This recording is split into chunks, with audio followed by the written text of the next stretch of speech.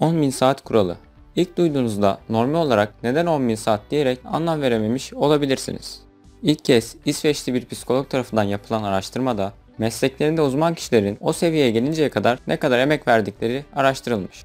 Daha sonra Malcolm Gladwell bu araştırmadan ilham almış olsa gerek ki Outliers olarak bildiğimiz Çizginin Dışındakiler kitabında bu konudan bahsetmiş. 10.000 saat kuralı bir alanda uzmanlaşabilmek için o alanda en az 10.000 saat çalışmanız gerektiğinden bahsetmektedir.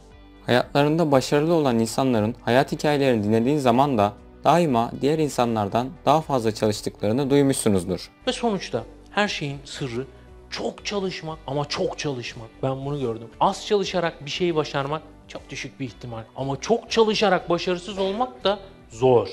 Çok çalışan insan başarıyor arkadaşlar. Çünkü burası genelde az çalışmak isteyen insanların ülkesi. Birazcık gayret ettiniz mi çok kolay eşikleri aşıyorsunuz. Örnek verecek olursak Bill Gates, Elon Musk, Michael Jordan, The Beatles grubu ve daha niceleri.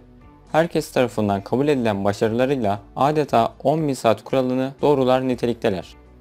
Tarih sadece isimlerini saydığımız insanlarla değil, bu insanlar gibi 10.000 saat kuralını bilerek veya bilmeyerek başarılı olmak için çalışmaları gerektiğini bilen ve emek harcayan insanlarla doludur. Böyle anlatması kolay. Herkesin aklına o muhteşem soru mutlaka gelmiştir. Ben de 10.000 saat kod yazsam Bill Gates gibi olur muyum? İşin özüne bakacak olursak 10.000 saat kod yazmakla Bill Gates gibi olamayız belki.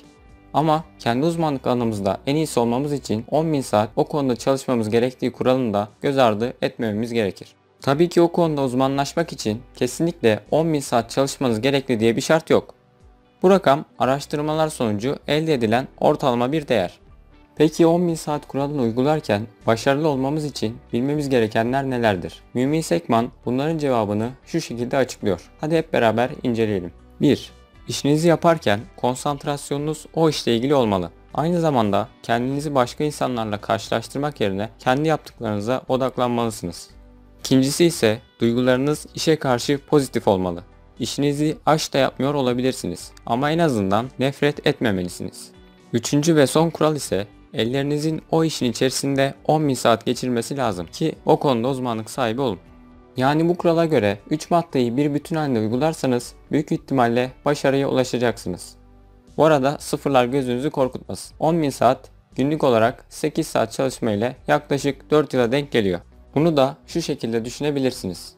Mezun olduktan sonra eğer sevdiğiniz bir alanda çalışmaya başlayıp Mümin Sekman'ın da dediği gibi aklınız, duygularınız ve eliniz yaptığınız işin içinde olursa ve gerçekten 10.000 saat kuralını ciddiye alırsanız sizler de kendi uzmanlık alanlarınızda en iyisi olabilir ve mesleğinizin tepe noktasına ulaşabilirsiniz. Tavsiyem oradaki genç çocuklara günlük politikalarla uğraşmayın.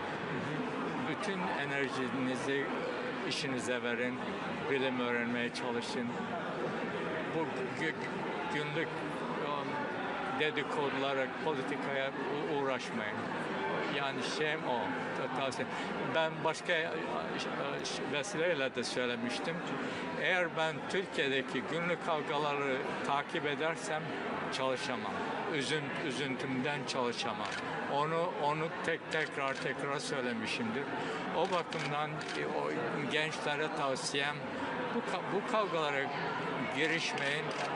Memlekete hizmet için bilim lazım. Yani